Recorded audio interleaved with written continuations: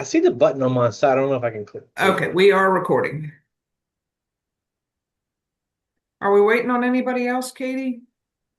Yeah, yes, we're waiting on Bree. She confirmed she'll be here. We use Teams at work all the time, so Uh, switching from Teams to Zoom, she may be experiencing that loop. yeah, and that's funny when we do the opposite because we use Zoom. When I have to go into a Teams meeting, I'm like, wait a minute, what is going on here? Yes, So, so Katie, that brings up a good question. Does your organization have like a big contract with Microsoft? yes, Okay. yes. And I still owe you all of our stuff. I just met with our CIO yesterday, but it was about something totally different, a statewide initiative. So I didn't get all of those details from him, but I'm going to see It's him okay. soon. And That's I see okay. Bree is joining us now. The So, I looked at the data from the weekend. That's pretty yikes. Uh, yeah, yeah, Bree was I was just actually, looking at it. Wow. yeah, Bree was saying, she's like, I kind of like the way that, that what it's so scattered and disjointed usually with everybody sending out their own emails, creating their own forms, doing their own stuff that Bree was saying this morning. I kind of like to be able to look at it that way. So it tells Uh, a bigger story. But yeah, yeah, it's That to be was a clear, lot going on. I mean, that's yeah, heavy. yeah, to 15, just to kind of 16. clarify all of what is going on. This is seasonal to a certain extent. When we have holidays, then families are going out of town. They not can't necessarily take the children with them. It may not be appropriate, or maybe they need a break. So there's a lot of respite going on. But then, to be very clear, we do have a critical shortage of foster home providers in our area. hmm. So you double summertime, holiday, long weekend, and shortage of providers, and Yeah. you get that what we worked up, and some of that was actually deleted. I think when Beverly was solving hers, she was like, she kind of deleted hers. But um, do you want Bree to get started on? Yes, please. Okay, Bree, did we capture everything on that weird weekend sheet, or is there more? That's not, I mean, So talking about visitations and stuff too, I guess. yeah, so there was an extra one today. Katie, I'll have to get added on there. Um it's an overnight placement in the bar with a I'll morning go, pickup. I'll go ahead and add that now.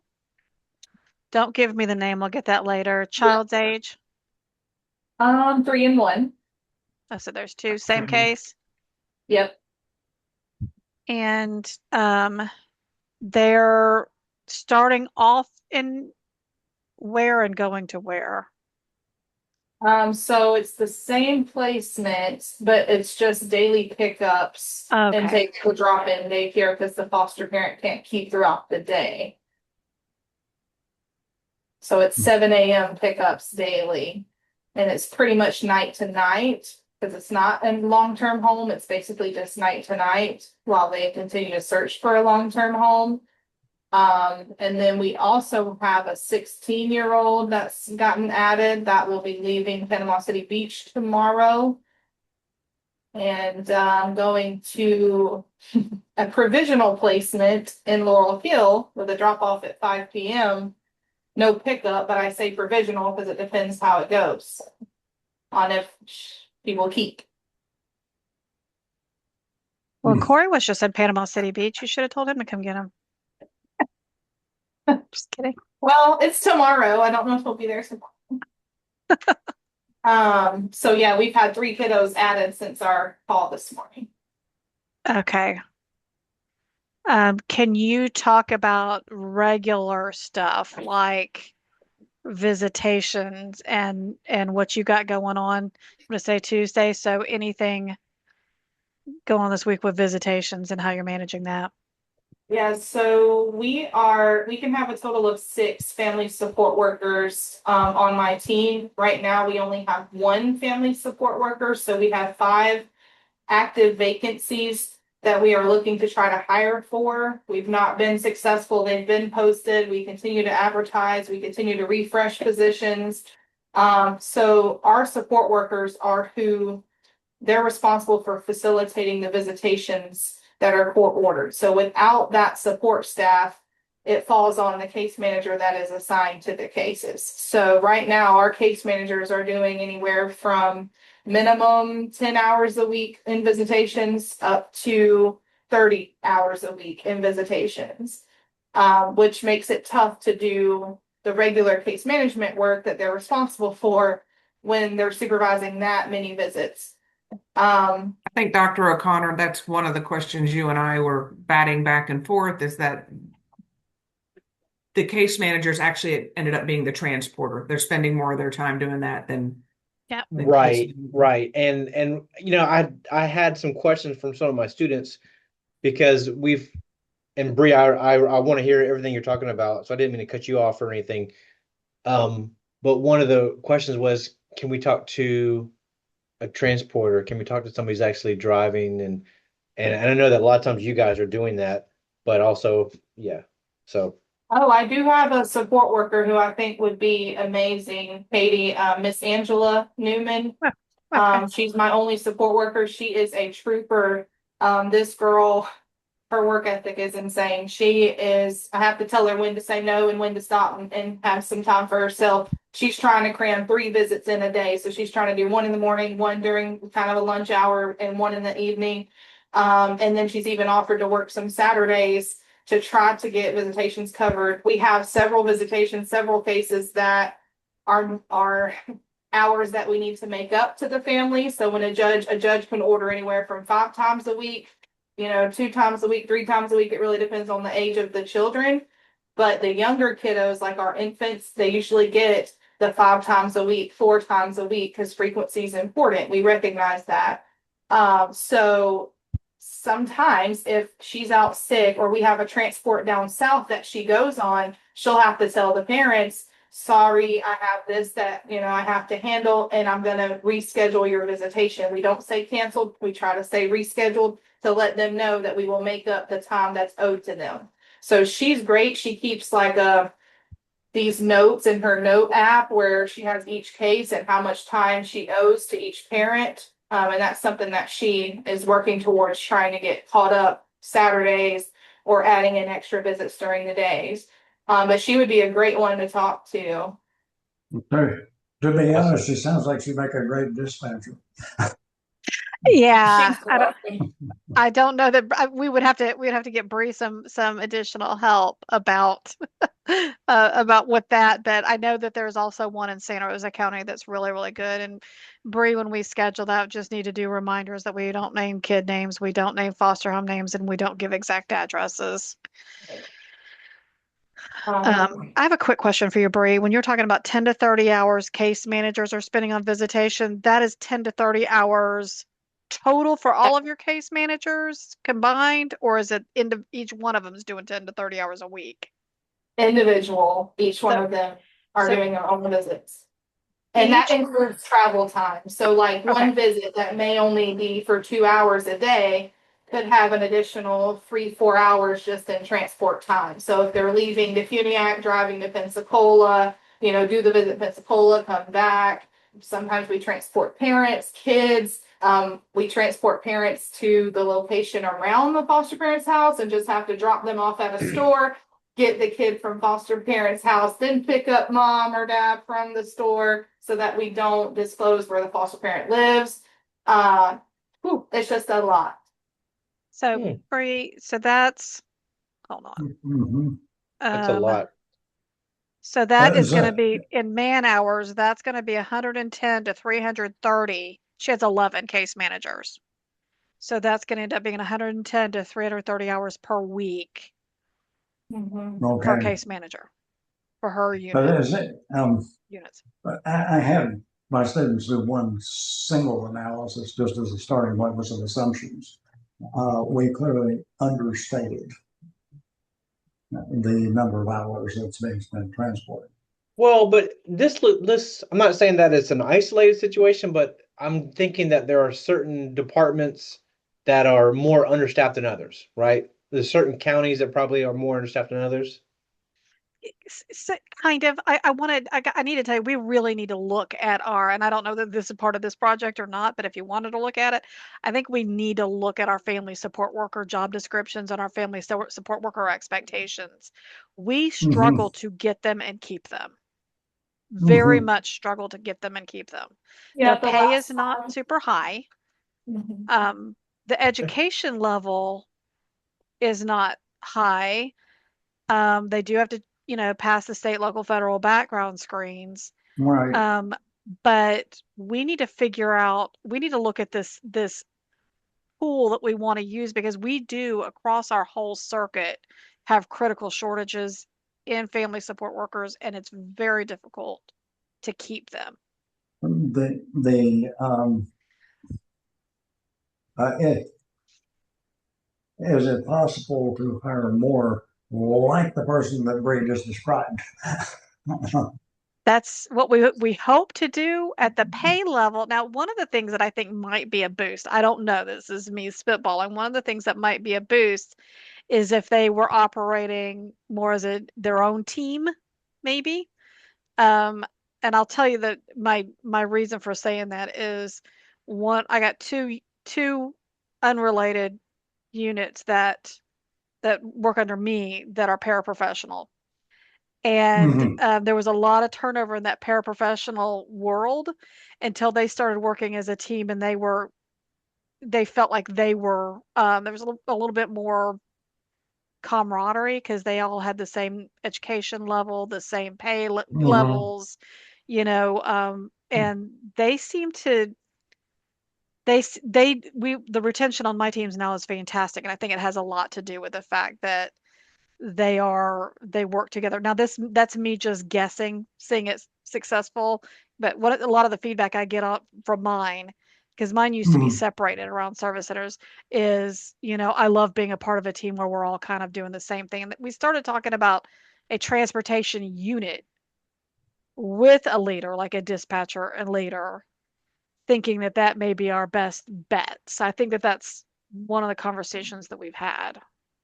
Mm-hmm. I Okay. just want to share, like, I've been here this year, makes 11 years, I think now. I hit my 10 year. Anyway, I've been here a long time, and our support workers had always been our most stable roles. We never had an issue hiring. They were always filled, and they had longevity in those positions. And now it's just like flipped. I will say, I think pay is something that definitely, Katie, that FFN is going to be looking into, because I think that that's affecting hiring. And I don't know if it's just the workforce, the generation we're in, the remote work that's available. I don't think it's just us in child welfare. I see it across other different fields as well. But Mm-hmm. I put the description of the position in the chat, and I just don't feel like it encompasses what they do. I Mm-hmm. brought that to light before. I hope HR is going to look at that, but to me, that doesn't really describe anything about supervising visitations. So, Yeah. Mm-hmm. Bree, I got a question for you. So you say you've been there 11 years, and when you first got there, those positions were filled. But Katie mentioned a couple weeks ago that, like in the last couple of years, the um, not the demographics, but the type of the situation has changed to where you're doing a lot more. You have a lot more children that are placed in homes outside of the main area. So do you think that the support workers are having to do a lot more longer trips and later like trips late at night to where that would be less appealing and maybe that's adding to the turnover rate? possibly, but even back when I had a support worker who had been with us for 18 years, I mean, they were going to Tallahassee twice a week Okay. for All right. visits from the Puniac. Um, I, I don't know. I think some areas, I think Escambia County is seeing that because they're doing more long distance. I think that they're seeing more long distance than they used to see. So I think Mm-hmm. it might be isolated, but that's a good question for me to ask the other team managers as well. Well, and I'm just saying, like, if they're having to do longer trips, that kind of dictates the target market for potential employees, because if they have kids or as they have family at home, they may not like those late night trips, and so they're like, hey, I got to get a different job. But if, these are younger people who have more flexibility in their schedule, then they may be more open to that type of schedule. Yeah, so They, when someone applies, I make sure to shoot them an email and kind of describe what the job is. But that's a good point. We've run into issues with people saying, I got to be off by 5 o'clock every day or by a certain time to go get their children from daycare or from school, and so that's hard because we have parents who we're saying, work this case plan, go to your services you're recommended to do, and then work. Well, then when they're working, they're like, I don't get off until, whatever time. So we're trying to adjust a visitation that works for the foster parents or caregivers, that works for the parents and their schedule. So it's not like we can just say, okay, Wednesday 4 to 5, you got to visit. It's so much to take in. Does this child have therapy? Does this child have something else that it Right. attends or dance? Or there's so many that goes into it, but because of everyone's schedules, it's very hard to try to pinpoint a certain day and time. And we want our parents to have jobs, like they got to work. So a lot of our visits can bleed into past 4, 5, 6 o'clock. And then when you're taking them back, now it's 7, 8 o'clock. that makes me wonder about shifts. Yes, I was Yeah, thinking the same like, thing. one of my favorite shifts when I was a working stiff, if you will, a long time ago, but it was 3 to 11. I really liked 3 to 11. I could get up when I wanted to, go do all my banking or any of the other shopping around or whatever I did before I got to work. Then work till 11, Yeah, do a flex few time. things, go to bed at midnight, still be Yeah. up at 8. So, Bree, and question. When you're advertising a family smart worker position, does it say on the posting 8 to 5 with some flexibility, or what does it say on there? It doesn't say it all on the posting. Okay. All right. Good to know. It doesn't have the hours. It doesn't have the pay. a, a critical factor for hiring and retention is always a realistic job. But as you probably will not, you won't necessarily hire as many people, but you keep more. That is, you'll keep a much higher percentage. I'm speaking from particularly work of the transportation industry and looking at the degree to which that actually had a direct influence on high levels of turnover or low levels of turnover.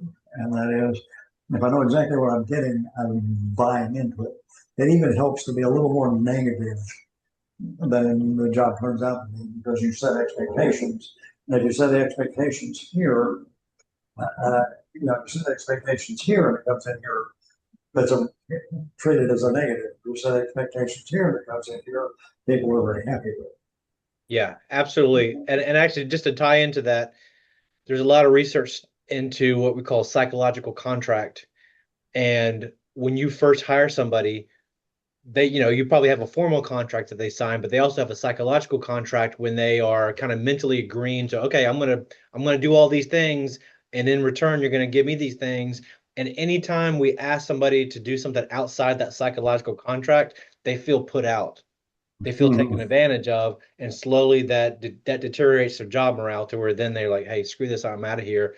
I didn't sign up for this. Or they say in their mind, I don't get paid to do this because it broke that psychological contract. Yeah. Yeah. They're asking themselves this question: how did this become part of my job? Yeah. And it wasn't what I expected. The research I'm talking about, we had observations of 12,000 drivers, so pretty good sized sample over time, and so that's one of the things. You're exactly right in terms of the job description. It needs to, and again, now, the very basic analysis that my students started with, like I said, just making an assumption. I gave they started with the numbers of, this was an analysis of having 40 case managers. And assuming that 6 hours a week for each of them was not useful time, i.e. time that could be taken care of. And that calculated out using the assumptions we were talking about to cost roughly $430,000 a year. But that was 6, and it was only 4. That was 6 hours and only 40 people. Yeah. So the real number could be much higher because we didn't necessarily assume the right number. So it's a fairly simple formula and very easy to change the parameters and go into it. But it gives you a foundation for saying, hey, here's a cost issue, and we can fix it with a few of the right people. Or I mean, pay can be an issue with the positions you're talking about, and it's not necessarily.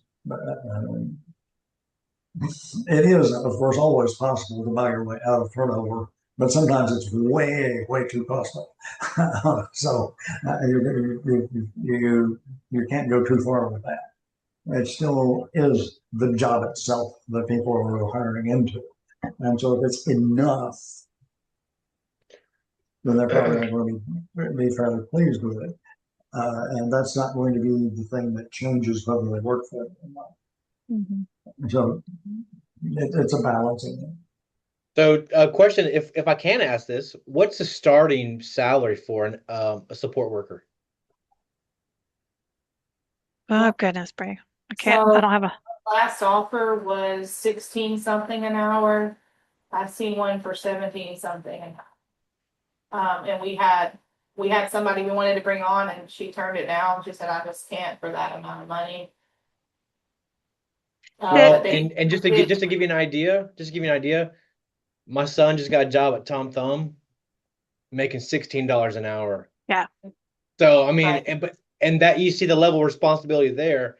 This to me is a lot more responsibility.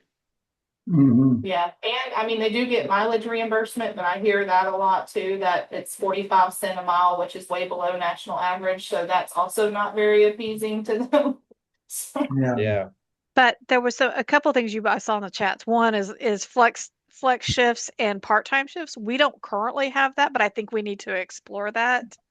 Yeah. Like if you're looking at a college student who wants to maybe be a social worker or something like that and needs a part-time, those afternoon, evening hours, Yes. might Yeah. be, 3 times a week might be just stellar for them. Well, and like a perfect example, I've got 3 groups working on this project, and one of my students in the groups is like, hey, I'd like to get more information on becoming one of these support workers because hey, they've got some available time working around their their school schedule. So that might be another pipeline for you guys in the future of like, hey, let's have some type of student,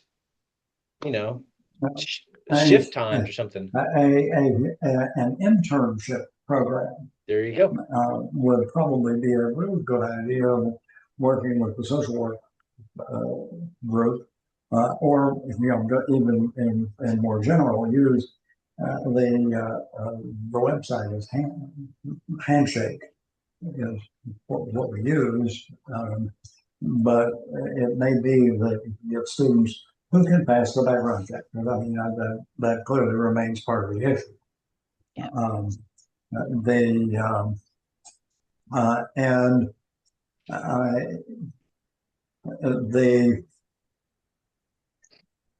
Again, my students just turned in their first analysis of the routing issue. And so I haven't had a chance to absorb it all yet. But so I've got 6 teams worth of material to look at there. The next round, we will be looking at the human element. That is, what kinds of people how you might use structure things so that the transportation is more coordinated. Because you just mentioned yet another fragmented piece of, here's some good information keeping track of. We've got a person keeping track of this much. And we have another person who was keeping track of another. That is, it's very much each manager has something different going on somewhere in terms of having all of that information about what's going on where and who's going where. Yeah, and I just feel like we've not really worked efficiently because we haven't figured out the right process either. Like so just my team, Okaloosa Walton, I could have 6 support workers. So even if I have all of those filled, right, I have my 6 support worker team, that's all great and fine. But then we have other teams in Santa Rosa County and Escambia County where, okay, they have their support workers and we're seeing like our support workers going all the way to Pensacola 5 times a week. I feel like I feel like the family support worker positions for all of FFN in our circuit and Circuit 1 should have some sort of, that should be a team and then some sort of logistics dispatch type leader where the needs come in and then you put it where it makes the most sense, because even with our 4 or 5, when we had case managers, we had all their schedules and I was like, well, she's already in Crestview doing this visit. So then why don't we just swap this one to this? So unless you're looking at it and it has that oversight, we're all just running crazy in opposite directions and we're not working efficiently. Exactly. Now go ahead and take that away. And that happened big time last week. That's why, we threw out that spreadsheet in a hurry, and it's not the greatest spreadsheet, but it's better than nothing. And but that's why, because we had a discussion, and the discussion was, well, I didn't know you guys were going to be in Tallahassee. I was in Tallahassee. Well, I have somebody going to Tallahassee right now. Oh man. Here's the major point. It doesn't have to be sophisticated. Yeah. It just has to show the information. Yeah. And it doesn't have to even say names. It just has to say pickup, child seat, a courthouse, or drop off. Pick up, drop off at host, and then the information shared once they get there. You share the information in some other fashion. There are a couple of different ways to do it. You have to remember that Amazon delivers packages all the time, and they really don't care what's in it. They just pick it up in one place and drop it off in another, so the contents can be very vaguely described in a shared way, but just saying, hey, we need a driver at this spot. And they need to be equipped in the following way. They need to have following on a child seat, or they need to pick up somebody else because we need 2 drivers, or whatever the circumstances are. And you can almost code that. You say, this one's a code A, this one's a code B, this one's a code C, and have one code that's none of the above. You need to talk to me. Because we do have those. Yeah, I was gonna say we do have like some of those outlier kind of situations because these are children that are coming from trauma and not packages. So we have kids who will unbuckle the seatbelts. So now we're trying to figure that piece out because they're unbuckling going down the interstate. They got to pull over, call law enforcement. Another case manager has to come to respond. Some kids require 2 people. And then some kid, so it's just a lot. So some need a male worker, some need a female because there's been some sexual allegations against other staff, things like that you can't just really throw in a spreadsheet without knowing the details. But if we ever get to where we create some kind of process where here's this request going in and then there's someone that is available and assigned and it's covered, beautiful. I don't know if we're going to get there, but we're going to get there, Bree. Well, here's the thing. This is just bringing some numbers out of the air. Just say, okay, let's say that 50% is fairly routine, 25% requires some modification, and another 25% is, yeah, there's some set of percentages like that. And if you can manage one group of those and kind of get them off the plate, that will make it easier to deal with the other. I guess that's what we're looking at, and how I'm asking my students to analyze it is that this is layered. But there are some things like, okay, this kid's going to have to go to school, get picked up from school, go to daycare, and then go to a host family, and that's going to keep going for a while. So some percentage of those,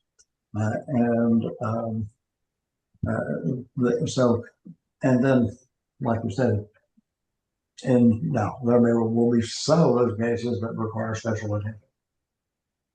So that's where you spread it out. Like I said, I'm pulling those numbers out of the air because to analyze this, that's what you have to do, because it's clear that no day is the same. Yeah, So- sometimes I don't know about placements until 4 o'clock in the afternoon. And just an example, I know on Monday, Wednesday, Fridays, I got kids in Pensacola that has to be picked up from daycare. I know that. That's a known. I can ask for help ahead of time. I develop a transport schedule. I send it out. I get coverage.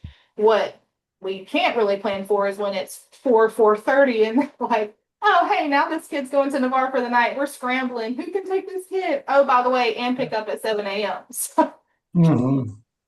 So is it part of the scope of this project to help us with?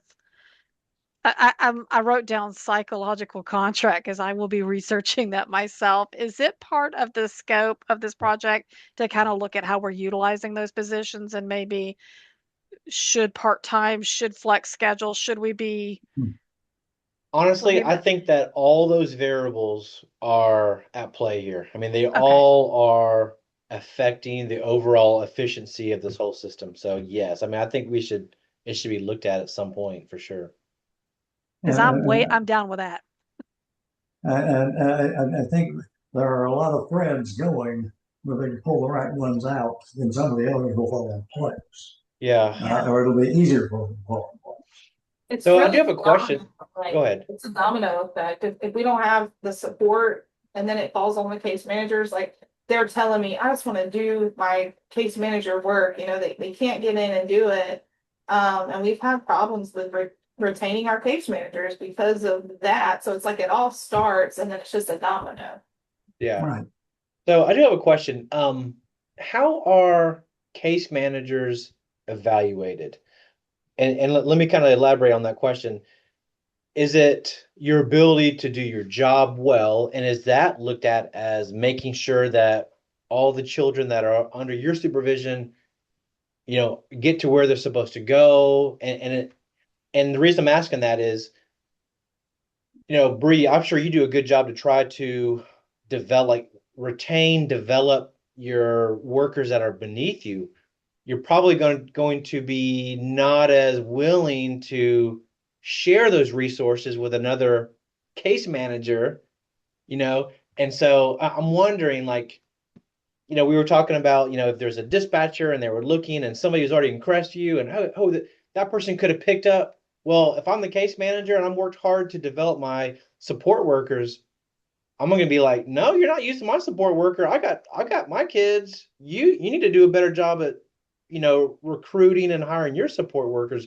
Is it a situation like that where people aren't really going to want to share the resources if we come up with a big plan of,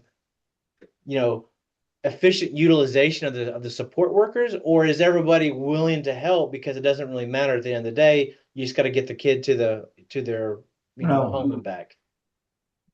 I think what would be beneficial is if support staff reported to one leader. Well, I'm sorry, go ahead. Yeah, so what I've seen in the past, I could speak for us. We used to have 6 support workers in one building, which was amazing. They could all go to each other because I had 3 units in one building. Yeah. We've since dispersed out, but they could all go to each other. Hey, I could pick this up, you pick that up. It was working pretty well, but we were all centralized in a location where we seen each other, we communicated.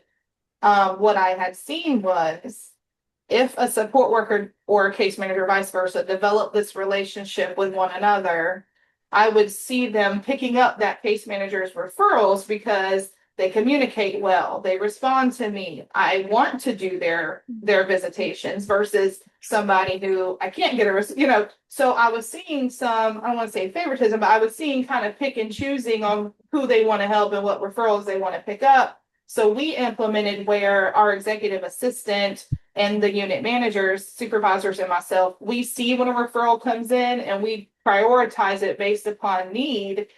So we look at if this visit takes 6 hours, this visit needs priority over this visit that takes 2 hours. That's in one location that the case manager can do. So we've kind of tried to take that out completely and just have more leadership oversight and put more emphasis on the bigger visits need coverage right now. And case managers, they could be thrown a visit back to them, which sucks sometimes. But I'm like, hey, this is in Defuniak for 2 hours and I need them going to Panama City to do this one for 7. Like, it's just what we got to do to be most efficient with what we have right now. But I have seen. Now, one of the things that I would like to mention at this point, that, we've got 33 master's students working on this in addition to the work that Kenny's students have already done. And one of the things they're going to look at is, it may not just be one dispatcher. You may need an effective transportation department in order to keep it. No, now that might be 3 people, but it might not just be a person. Partly because if person 1 is sick, somebody needs to back them up. I mean, you can't have a position like this that's strictly solo. There has to be an understudy who is ready to fill in when the time comes, because people go on vacation, get sick, or quit. I mean, there are all those possibilities. So having it solo is, it might solve a problem for a while and then make the problem all come back because there wasn't anybody to do it. I was super curious about what Bree's in. I think she got disconnected. Hopefully she can come back. But I did. I just super... let her back in. Sorry. Oh, okay. Looks like she's still trying to join though. Okay. She may be having connection issues, but I was very curious to see what her answer was going to be to that question about, how people would feel about, having it more centralized. Because the word I'm hearing right now is if you can take the work off of the case management side of the house, everybody's going to be happy. Is that true? Like, what sort of hiccups though do we have to come up, get over to deal with that? Well, Because I think you're gonna hit some roadblocks. I'm not saying that you can't get through them, but where case managers have developed relationships with their staff and so a dispatcher is going to look at that neutrally and be like, hey, I need, point A to go point B, and a case manager is going to get their feelings hurt, maybe like, hey, that's my transport, and they don't like to go on these types of trips or whatever. And one of the things that I look at is sheer numbers, i.e., you've got roughly 1,500 kids. Just kind of putting a round number on it. One dispatcher for 1,500 kids seems like kind of a few. I mean, even a trucking company with fairly clear, hey, this is where we're going, this is where we're picking up, and so on. A dispatcher might be responsible for 50 drivers. That would be a lot. So we need like a dispatch team, maybe almost like one dispatcher per county or something working together, and then Well, having some type of I think collaboration or I'm something. thinking you're going to need two in a Scambia. I think we got her Well, back yeah, now. something like that. Yep. Yay, Brad. My power went out completely. Oh dear. Oh, no kidding. Oh, So the But to it's be a little clear though, unclear. on the 1500, we run, I mean, it's not a great reduction, but we run about 9 to 950 in out of home care, and they take the biggest chunk. Yeah. You've met with Beverly, who does the in-home care, and that's not as big a lift as the kids that are in out of home care. So it's, I would say, more around the 900 to 950. Not Okay. that that's a great reduction. Makes everything easier. Well, 900 is still a lot for one. Yes. Yes, it is. Is another way of putting it. And again, the lack of a backup would be problematic in itself. And that is, you need more than one person trained to do this. Yeah. And again,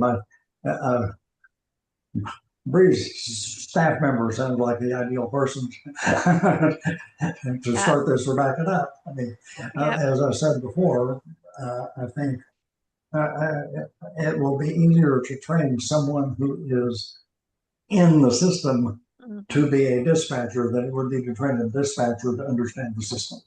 Yep. I'm kind of going back to the hoarding of staff kind of thought, because I'm processing through it. I texted or Teams chatted our finance person real quick, asking how many family support worker positions do we have filled and how many do we have open. Well, I was actually kind of surprised. There were 7 open and 21 filled, and I was like, man, that doesn't sound like we are that big a hole. But then I realized how many of those family support workers are being hoarded for other duties. So, I started naming them off in my head, the ones I know about that are like, oh, she doesn't transport. She does this. How many of them have like being hoarded? Right. pigeonholed into certain duties and certain jobs. Yes, like that. I don't want this person out driving. I want them doing this instead. Well, you're also even looking at it that way, you're only at 75% strength. Yeah. Now you've got 21 out of 28. That's and not all that's of those short. are doing and not all of them are doing transporting either. So exactly. that's another question. Those are just some things to think about. Now, Bree, if there was one transportation thing you could fix immediately, what would it be? I'm sorry, you cut out. One transportation problem that would do the most for you if it was fixed. I think having a centralized program or process for the entire circuit, like a request needs to go in. There needs to be some kind of process where we know this is the need. How does it get communicated across all 4 counties to utilize the support staff in the most efficient way? I don't know. I'm not a program developer. My dad drives trucks for a living, so he has a dispatcher. He knows his packages. He knows his route. Yeah.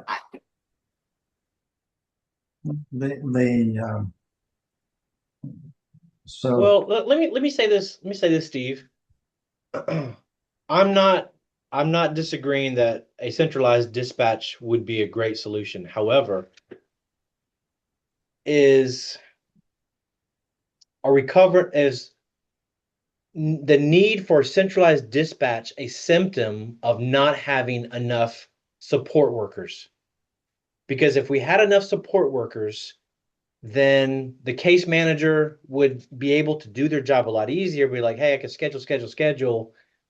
And is not having enough support workers a symptom of not having the right job benefits or the right offer? So it's almost like low pay creates low or high turnover rate, which creates the need for a centralized dispatch. You know what I'm saying?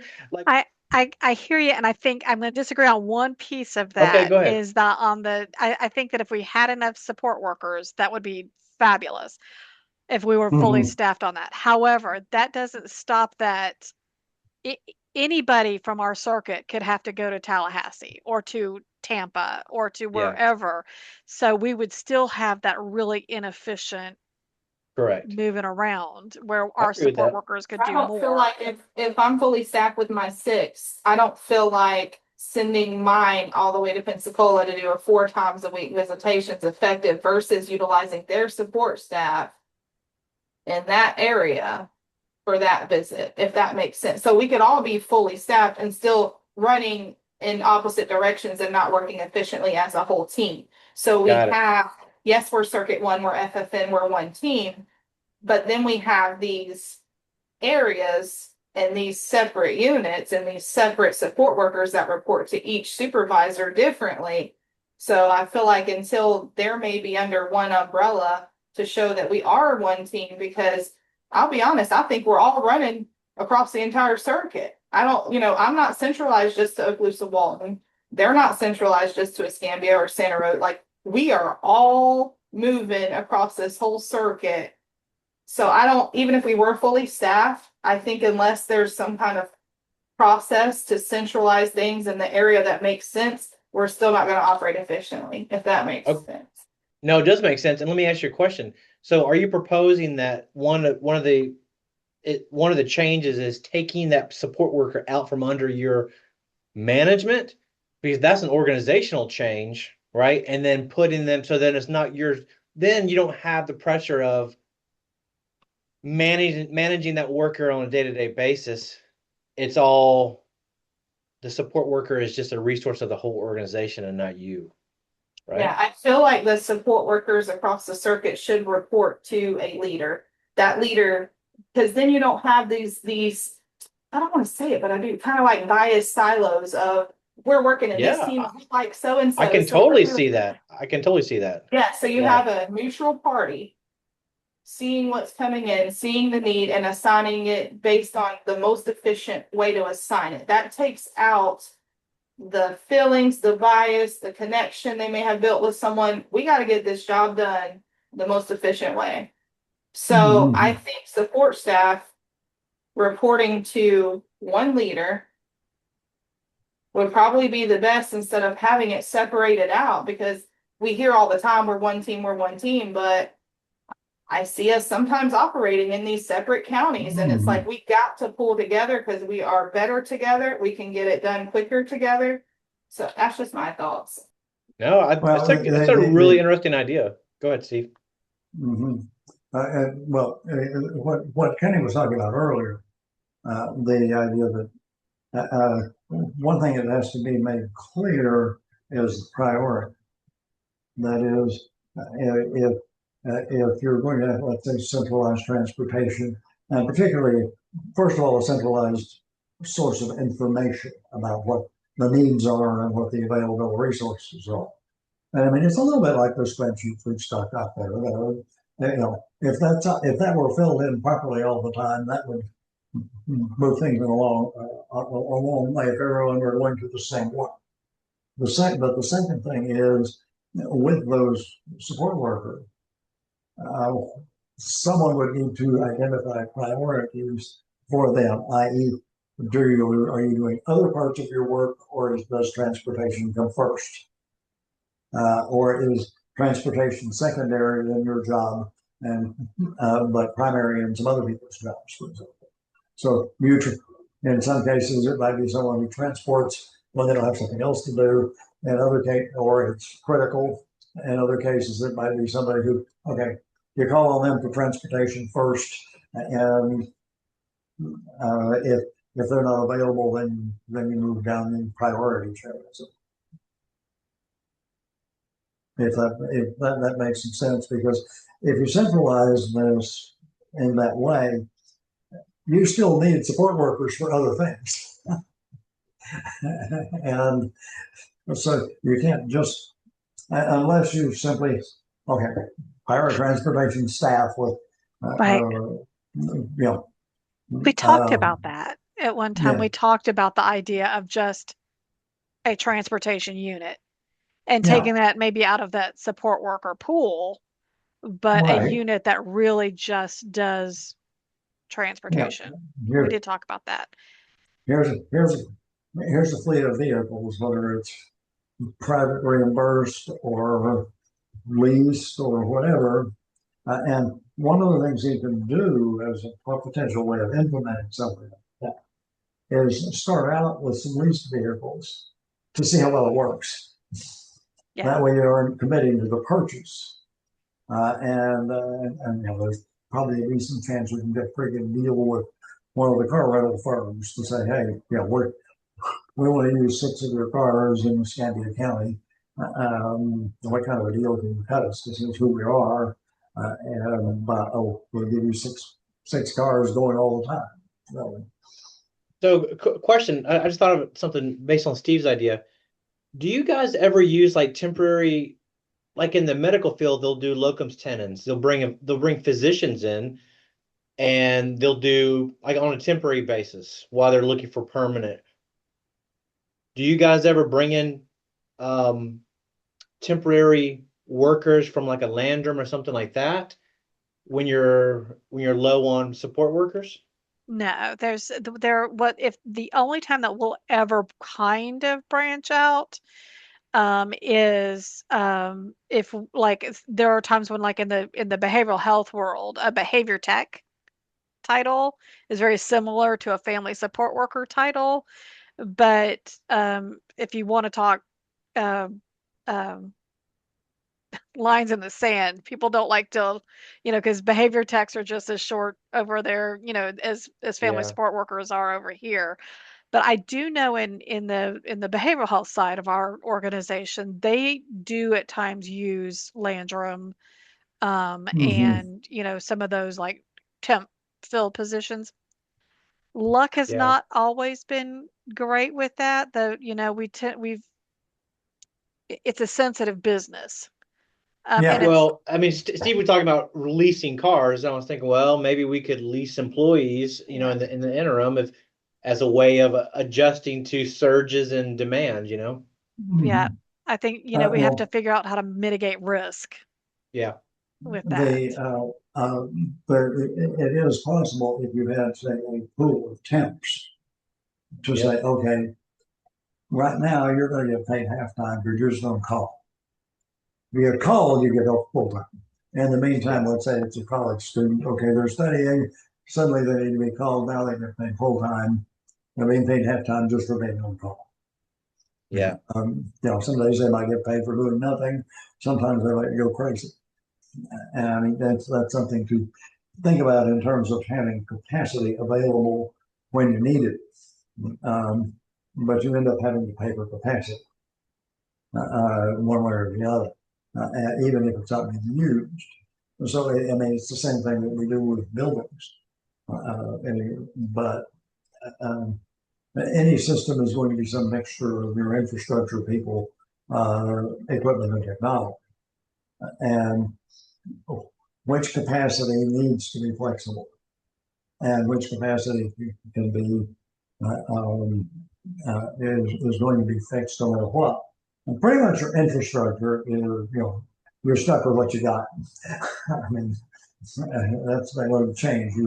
You're located now, but a lot of the infrastructure you deal with are, I mean, they're destinations for people's houses, courtrooms, schools, daycare centers, and so on. And that's fluid. So when you have fluid demand, you need fluid capacity.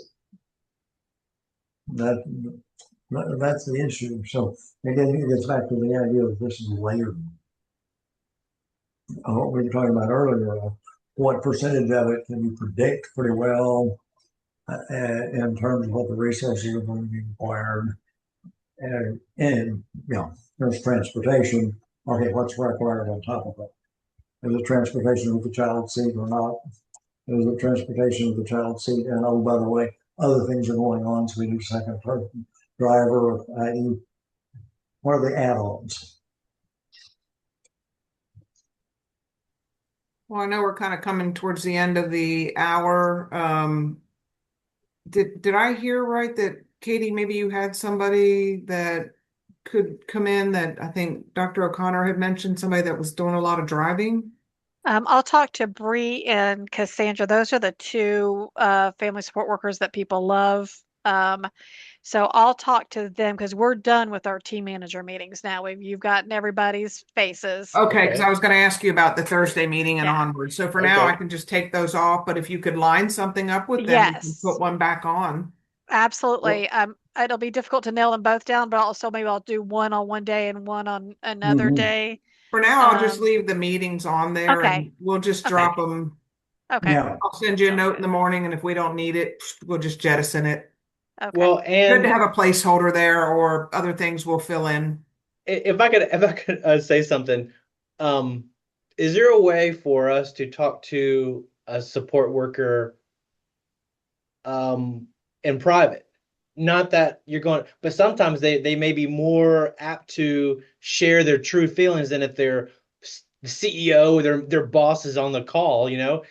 Um, is there a way we could do that to get there, or is there a way to, so it would be almost like anonymous, so that they're more willing to share their true feelings, you know? I think in child welfare, you don't really struggle with getting true feelings out of people. Okay, okay, However, that being Well, said, so I don't have to be present for Angela. I think she'd be fine with just you, Katie. But Angela's not gonna have a problem at all expressing. I mean, she talks to me about it all the time. okay, good, She's good. I mean, right. that's what I was concerned yeah. about, just getting No, getting a yes. true. that's Yeah. simple stuff. Now I'm not opposed to letting them talk to you privately if you feel like that way. The family support workers don't really know me. So, I Okay, mean, we could get a okay, feel. I really don't run into any of them that struggle with expressing themselves. okay. Um, That's what I was worried about. Is just yeah, getting no, a true right. opinion from them, you know? Yeah. Angela, I will say, like, I don't want to make it sound like she comes to me to complain. She actually comes to me very solution focused and actually Yeah. developed this training. I don't want to say it's more than a handout, but that's a whole nother story. But she's very solution focused in how to improve the process and what makes sense. And so I don't want to make it sound like she just comes and complains, but she's awesome. You'll see. Awesome. I Awesome. would Awesome. love to have her there because I mean, we'll probably learn a whole lot from the person that's doing that. And my previous life, I came from supervising a residential program.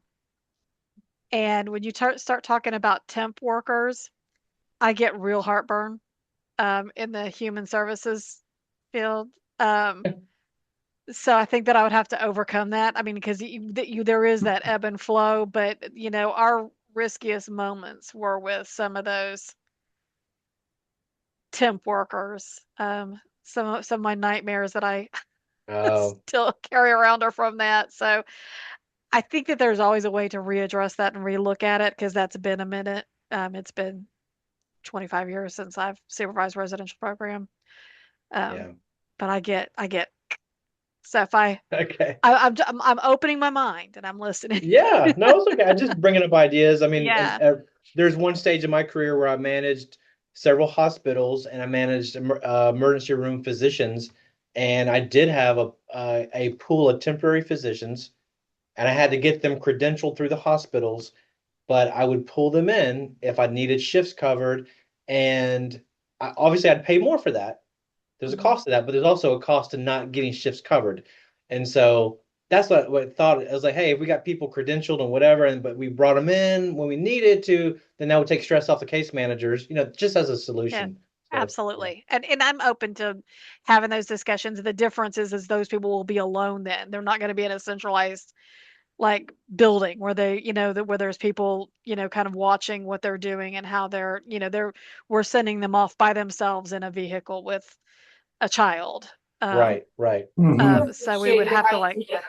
Yeah, because when go, I say they are desperate for help, I got an email Monday from a supervisor.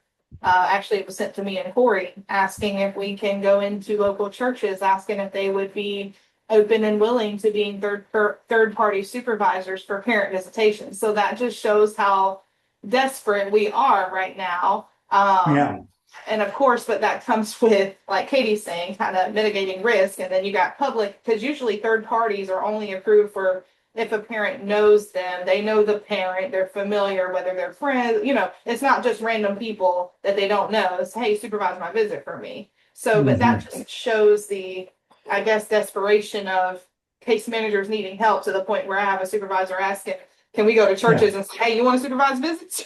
Let us know. So Yeah. it's tough. One of our colleagues in the Department of Business Administration formerly managed one of the not-for-profits here in the area, Christian Garabedian. So he has a pretty good understanding of how things work and kind of that more strategic level.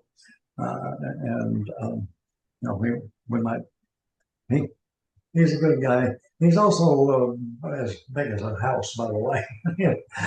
The man's a monster. He really is. He's a giant. But really, really insightful. So we'll probably consult with him a little bit. All right. Well, Katie, I'll leave the one on for Thursday Okay. at 3. If we don't need it, we'll cancel it, and I'll just leave them repeating next week. And if you can line up some of those folks, great. And if not, we'll just cancel them and we can do it, Okay. And I'm going to be summarizing what my students have done so far and send out a summary. Okay. Well, and because Katie, I've got what I was 6 going to mention, reports. what I was going to mention to you is my students are almost done, and so we're kind of getting to the point in the next week and a half to where they would like to do some presentations. And so if we wanted to do those live, or if we want the students to record them and send them to you, we can talk about that and iron those details Yeah. out.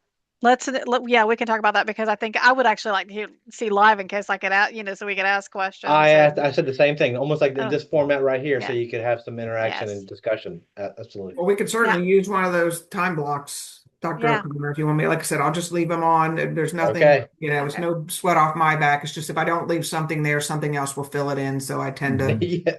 it's I- easier to cancel I it agree. that day and create some time for somebody than to try to carve out time that's not there. Right. Okay. Right. All right. As Well, I'm going to stop the usual- recording for us just for a moment. Okay. As you